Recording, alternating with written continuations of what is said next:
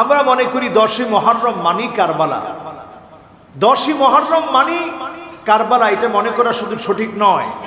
10ই মুহররমের অনেকগুলো ঘটনা আছে যে 10টি বিষয়ের কারণে আল্লাহ রাব্বুল আলামিন মুহররম মাসের এই আশুরা 10ম দিবসকে আল্লাহ রাব্বুল আলামিন শ্রেষ্ঠত্ব দিয়েছেন 10টি কারণে। যে ইতিহাস ইসলামকে জিন্দা করেছে, ইসলাম জিন্দা হোতা হ্যায় হর কারবালা কে বাদ, সব কারবালার পরে ইসলাম জিন্দা হয়।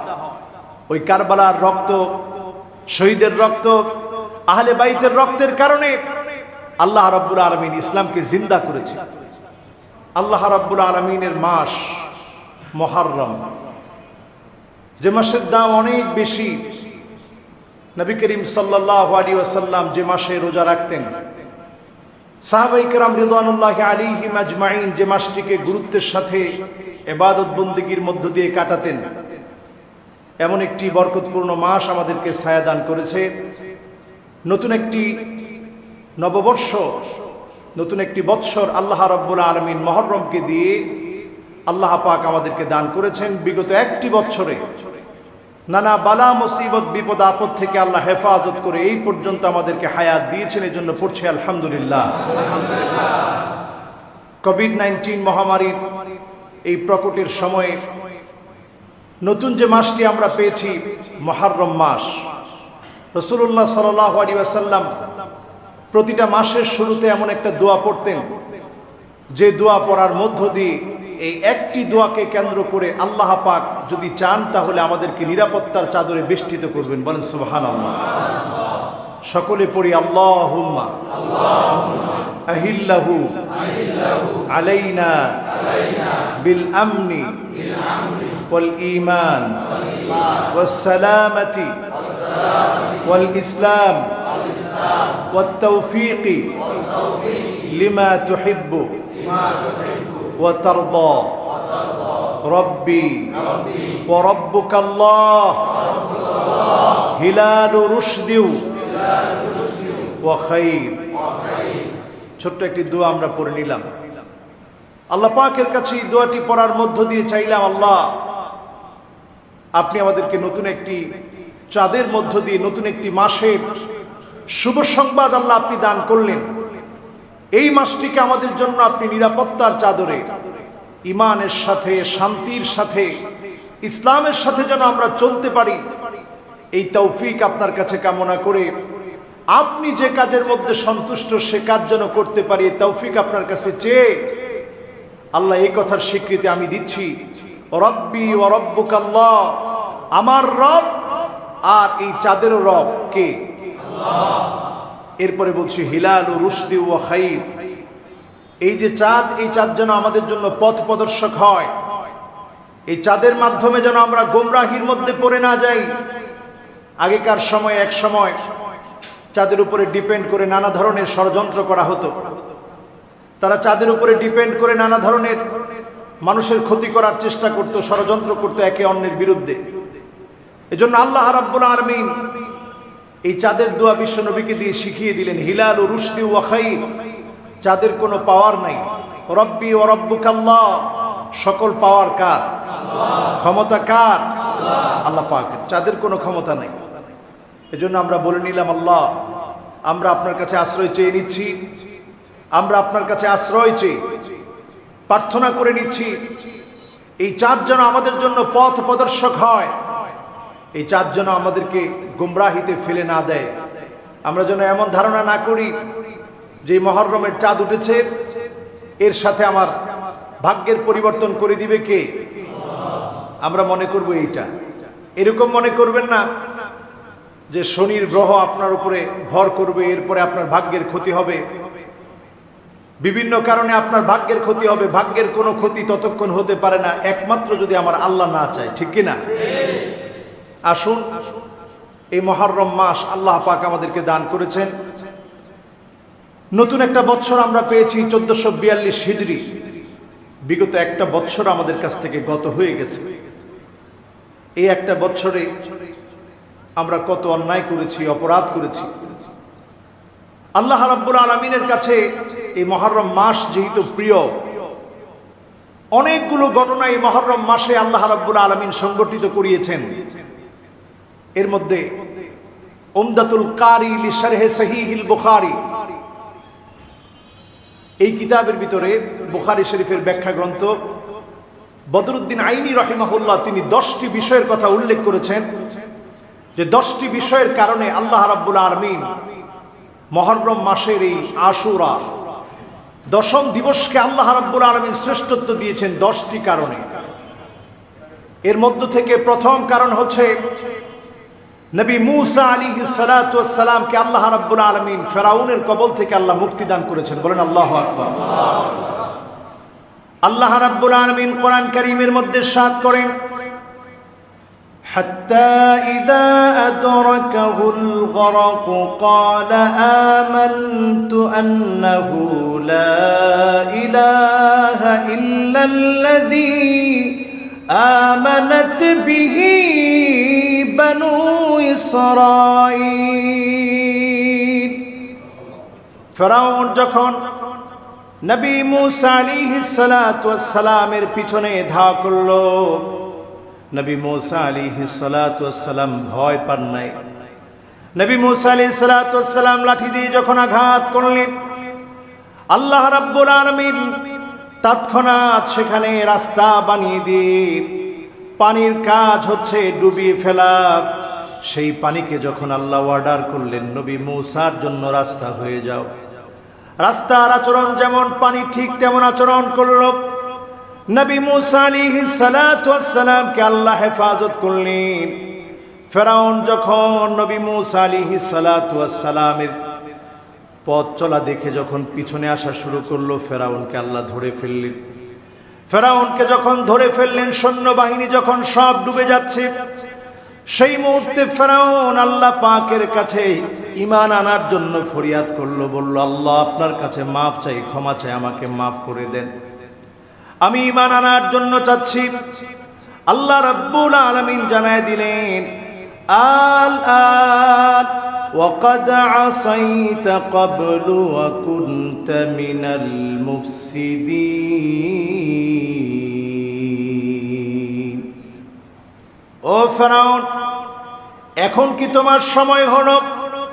তুই ছিলি সন্ত্রাস, জমিনের মধ্যে বিশৃঙ্খলা সৃষ্টি করেছিলি, আজকে আর তোর বাঁচার কোনো উপায় নাই।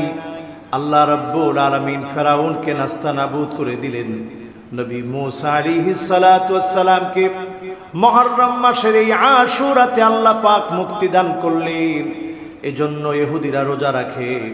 আল্লাহর নবী যখন মদিনায় আগমন করলেন, এই ঘটনা যখন প্রত্যক্ষদর্শী ছিলেন বিশ্বনবী সাল্লাল্লাহু আলাইহি সাল্লাম, যখন তিনি দেখতে পেলেন মদিনার ইহুদিরা রোজা রাখতেছে, আল্লাহর নবী বললেন, আনা হাক্কু বিমূসা, আমি আমার ভাইয়ের জন্য বেশি হকদার।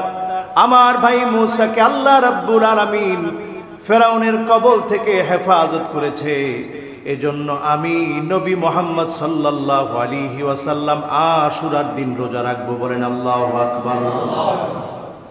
এবং শুধু আশুরার দিনই রোজাই রাখেন নাই, বিশ্বনবী সাল্লাল্লাহু আলাইহি সাল্লাম বলছেন, আহতাসিবু আলাল্লাহি আইয়ুকাফিরা সানাতাল্লাতী ক্বাবলা, আমি আল্লাহর কাছে কামনা করি আল্লাহ যেন এই একটি রোজার কারণে বিগত একটি বছরের গুনাহ আল্লাহ পাক যেন মাফ করে দেয়। সুবহানাল্লাহ। তার মানে এই মুহররম মাস যখনই আমাদের মাঝে এসেছে, জিলহজের মাসের হজের মতো একটি পবিত্র ইবাদত সম্পন্ন করার মধ্য দিয়ে আরেকটি নতুন বছর আমাদের কাছে আসলো, শুরু হলো মুহররম দিয়ে। এই মুহররমে বিশ্বনবীর কামনা ছিল আল্লাহ যেন বিগত একটি বছরের গুনাহ আল্লাহ তাআলা যেন একটি রোজার মধ্য দিয়ে আল্লাহ যেন মাফ করে দেয়। বলেন সুবহানাল্লাহ। বিশ্বনবী সাল্লাল্লাহু আলাইহি সাল্লাম এই ক্ষেত্রে আমাদেরকে বললেন, সুমু ইয়াউমা আশুরা, আশুরার রোজা তোমরা রাখবে। আর খালিফুল ইয়াহুদ, এক্ষেত্রে ইহুদিদেরকে তোমরা অনুসরণ করবে না। তারা শুধু মুহররমের 10 তারিখ রোজা রাখে, আর তোমরা রোজা রাখবে 9 তারিখ এবং 10 তারিখ, অথবা 10 তারিখ এবং 11 তারিখ, দুইটা রোজা রাখবেন। আল্লাহ যেন আমাদেরকে তৌফিক দান করে, পড়ি আমিন। এখন অনেকের মনে প্রশ্ন রাখতে পারে যে রাসূলুল্লাহ সাল্লাল্লাহু আলাইহি সাল্লাম কি পুরো 9 দিন রোজা রাখতেন, পুরো 10 দিন রোজা রাখতেন? একাধারে এইভাবে রাসূলুল্লাহ সাল্লাল্লাহু আলাইহি সাল্লাম এই মুহররম মাসে রোজা রাখেননি। তবে রাসূলুল্লাহ সাল্লাল্লাহু আলাইহি ওয়াসাল্লাম সোমবারে রোজা রাখতেন, বৃহস্পতিবারে রোজা রাখতেন, প্রতি আরবি মাসে 13, 14, 15 রোজা রাখতেন। এর বাহিরে নবী করিম সাল্লাল্লাহু আলাইহি ওয়াসাল্লাম আশুরার রোজা যখন আসতো মুহররমের 10 তারিখে রোজা রাখতেন। এবং রাসূলুল্লাহ সাল্লাল্লাহু আলাইহি ওয়াসাল্লাম বলেছেন, আগামী বছর যদি আমি হায়াত পাই তাহলে আমি তার ক্বাবলাহু ইয়াওমান, আমি তার আগে একদিন রোজা রাখবো। সুতরাং আগে একদিন রোজা মিলিয়ে রেখে 2টি রোজা রাখা, অথবা পরে একদিন মিলিয়ে রেখে 2টি রোজা রাখা, এটা ইহুদিদের আমলের বিপরীত আমল করা। বিশ্বনবী সাল্লাল্লাহু আলাইহি ওয়াসাল্লাম যেমনটা আমাদেরকে শিখিয়েছেন, এই আশুরার দিনের ফজিলতের অন্যতম হচ্ছে আল্লাহ পাক নবী মূসা আলাইহিস সালাতু ওয়াস সালামকে মুক্তি দান করেছেন। দ্বিতীয় নম্বরে নূহ আলাইহিস সালাতু ওয়াস সালাম সুদীর্ঘ 950 বছর কওমের লোকদেরকে দাওয়াত দিয়েছেন। সাম, হাম, ইয়াফিস, কেনান তার সন্তানের নাম। নিজের সন্তান পর্যন্ত নবী নূহ আলাইহিস সালাতু ওয়াস সালামের দাওয়াত গ্রহণ করেন নাই। একজন নবী মনটা কত খারাপ লাগে, সন্তান দাওয়াত গ্রহণ করে নাই। আল্লাহ রাব্বুল আলামিন নবী নূহ আলাইহিস সালাতু ওয়াস সালামকে কিস্তি বানাতে বললেন। নবী নূহ আলাইহিস সালাতু ওয়াস সালাম নৌকা নির্মাণ শুরু করলেন। আল্লাহ রাব্বুল আলামিনের অর্ডারে সবাই নৌকায় আরোহণ করল। নবী নূহ আলাইহিস সালাতু ওয়াস সালাম বললেন, আল্লাহ, কেনান তো আমার সন্তান। আল্লাহ রাব্বুল আলামিন বললেন, ইন্নাহু আমালুন গায়রু সালিহ। নবী নূহ রে, কেনান তোমার সন্তান না, কারণ তার আমলটা নেককারের মতো আমল না, তোমার সন্তানের আমলটা বড়ই বদকারের মতো। ইন্নাহু আমালুন গায়রু সালিহ, যেহেতু সে নেককার না, আমি আল্লাহর উপরে যেহেতু ঈমান আনে নাই, কাজেই সে তোমার নৌকার মধ্যে আরোহণ করবে না। সবাই নৌকায় চড়বে, কিন্তু কেনানকে নৌকায় নেওয়া যাবে না। শুধু ঈমানদাররা নৌকায় যেতে পারবে। আল্লাহর উপরে যে ঈমান আনে নাই সে নৌকার মধ্যে আরোহণ করতে পারবে না। কেনান নৌকায় আরোহণ করতে পারে নাই। সাম, হাম, ইয়াফিস সবাই নৌকায় আরোহণ করলো, কিন্তু কেনান নৌকায় আরোহণ করতে পারে নাই। ঈমান না থাকার কারণে কেনান ডুবে মারা গেল। আর নবী নূহ আলাইহিস সালাতু ওয়াস সালামের নৌকাটা যদি পাহাড়ের মধ্যে গিয়ে থেমে গেল। নবী নূহ আলাইহিস সালাতু ওয়াস সালামের নৌকা যদি পাহাড়ে থেমে যাওয়ার ঘটনাটাও ছিল এই 10ই মুহররম। এজন্য আল্লাহ রাব্বুল আলামিন 10ই মুহররমের দাম এত বাড়িয়ে দিয়েছে। বহু নবীকে আল্লাহ রাব্বুল আলামিন 10এ মুহররমে আল্লাহ রাব্বুল আলামিন অলৌকিক নানা ধরনের ঘটনা আল্লাহ দান করে 10ই মুহররমের দাম আল্লাহ বাড়িয়ে দিয়েছে। জোরে বলেন সুবহানাল্লাহ। আমাদের দেশে 10ই মুহররম আসলে আমরা এই ঘটনাগুলো মনে না করে আমরা মনে করি 10ই মুহররম মানি কারবালা। 10ই মুহররম মানি কারবালা, এটা মনে করা শুধু সঠিক নয়। 10ই মুহররমের অনেকগুলো ঘটনা আছে। সবচেয়ে দুঃখজনক মর্মান্তিক ট্র্যাজেডি হচ্ছে নবীকুলের সম্রাট, বিশ্ব নবীর কলিজার টুকরা ইমাম হোসেন রাদিয়াল্লাহু তাআলা আনহুকে মর্মান্তিকভাবে কারবালার প্রান্তে শহীদ হতে হয়েছে। এই ইতিহাস আমাদের জন্য সবচেয়ে দুঃখজনক কষ্টের এক ইতিহাস। যে ইতিহাস ইসলামকে জিন্দা করেছে। ইসলাম জিন্দা হোতা হ্যায় হর কারবালা কে বাদ। সব কারবালার পরে ইসলাম জিন্দা হয়। ওই কারবালার রক্ত, শহীদের রক্ত, আহলে বাইতের রক্তের কারণে আল্লাহ রাব্বুল আলামিন ইসলামকে জিন্দা করেছে। এমন জিন্দা করেছে, এমন জীবিত হয়েছে, কেউ তার সন্তানের নাম ইয়াজিদ রাখে না। কিন্তু আলহামদুলিল্লাহ ঘরে ঘরে হাসান হুসাইন নাম আছে না নাই? ঘরে ঘরে হৃদয়ে হৃদয়ে হাসান হুসাইন রাদিয়াল্লাহু তাআলা আনহুর জন্য দোয়া আছে না? আছে। আহলে বাইতের প্রতি মহব্বত আছে না? দরুদের ভিতরে যখন আমরা পড়ি আল্লাহুম্মা সাল্লি আলা মুহাম্মদ ওয়া আলা আলি মুহাম্মদ কামা সাল্লাইতা আলা ইব্রাহিম ওয়া আলা আলি ইব্রাহিম ইন্নাকা হামিদুম মাজিদ। আল্লাহুম্মা বারিক আলা মুহাম্মদ ওয়া আলা আলি মুহাম্মদ কামা বারাকতা আলা ইব্রাহিম ওয়া আলা আলি ইব্রাহিম ইন্নাকা হামিদুম মাজিদ। এই আল মানে পরিবার। তাহলে রাসূলের পরিবারের জন্য দোয়া আছে না? দোয়া আছে। এজন্য দ্বিতীয় যে ঘটনার কারণে মুহররমটা আমাদের কাছে চিরস্মরণীয় হয়ে আছে, সেটি হচ্ছে নূহ আলাইহিস সালাতু ওয়াস সালামের নৌকা আল্লাহ রাব্বুল আলামিন যদি পাহাড়ে নিয়ে ঠেকিয়ে দিয়েছেন। লম্বা প্লাবনের পরে, এই পৃথিবীর 40 দিনের লম্বা প্লাবনের পরে আল্লাহ রাব্বুল আলামিন নবী নূহ আলাইহিস সালাতু ওয়াস সালামের নৌকা আল্লাহ তাআলা যদি পাহাড়ের মধ্যে নিয়ে ঠেকিয়ে দিয়েছেন। নবী নূহ আলাইহিস সালাতু ওয়াস সালাম দাওয়াতি কাজের ফলে 950 বছর ব্যয় করার পর মানুষের যখন সাড়া পায় নাই, আল্লাহ পাকের কাছে যখন শাস্তি চেয়েছে, এই শাস্তির পর আল্লাহ রাব্বুল আলামিন মুক্তি দিয়েছেন। এজন্য এই আশুরা আমাদের কাছে চিরস্মরণীয় হয়ে আছে। তৃতীয় নম্বরে ঈসা আলাইহিস সালাতু ওয়াস সালাম জন্মগ্রহণ করেছেন এই আশুরাতে। আল্লাহ রাব্বুল আলামিন চতুর্থ নম্বরে নবী ইয়াকুব আলাইহিস সালাতু ওয়াস সালাম তিনিও তার সন্তান ইউসুফ আলাইহিস সালাতু ওয়াস সালামের জন্য কাঁদতে কাঁদতে কাঁদতে কাঁদতে চোখে যখন দেখে না, সেই দৃষ্টি শক্তি আল্লাহ পাক ফিরিয়ে দিয়েছেন এই সেই মুহররমের আশুরা 10ই মুহররমে। বলেন আল্লাহু আকবার। ষষ্ঠ নম্বরে ইউসুফ আলাইহিস সালাতু ওয়াস সালামকে যখন ভাইরা কূপের মধ্যে ফেলে দিয়েছে, কূপের মধ্যে ছোট্ট একটা বাচ্চা, ফুটফুটে বাচ্চা পড়ে আছে। এই কূপ থেকে আল্লাহ রাব্বুল আলামিন নবী ইউসুফ আলাইহিস সালাতু ওয়াস সালামকে আল্লাহ হেফাজত করেছেন। সুবহানাল্লাহ। এই বিষয়গুলো উমদাতুল কারি লিশরহ সহিহুল বুখারীতে বদরুদ্দিন আইনি রাহিমাহুল্লাহ তিনি উল্লেখ করেছেন।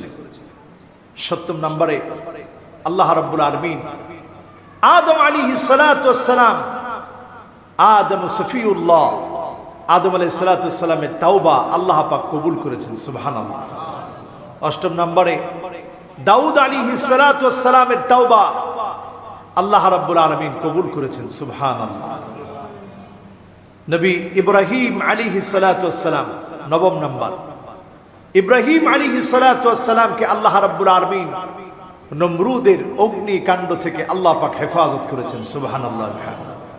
দশম নম্বরে নবিকুলের সম্রাট বিশ্ব নবী মুহাম্মদুর রাসূলুল্লাহ সাল্লাল্লাহু আলাইহি ওয়াসাল্লামের আগের পরের গুনাহ বলতে কোনো অধ্যায় নেই, তারপরেও আল্লাহ রাব্বুল আলামিন বিশ্ব নবীকে আরো আপন করে মহব্বত করে নবীজির সকল গুনাহ আল্লাহ ক্ষমা করে দিয়েছেন। সুবহানাল্লাহ।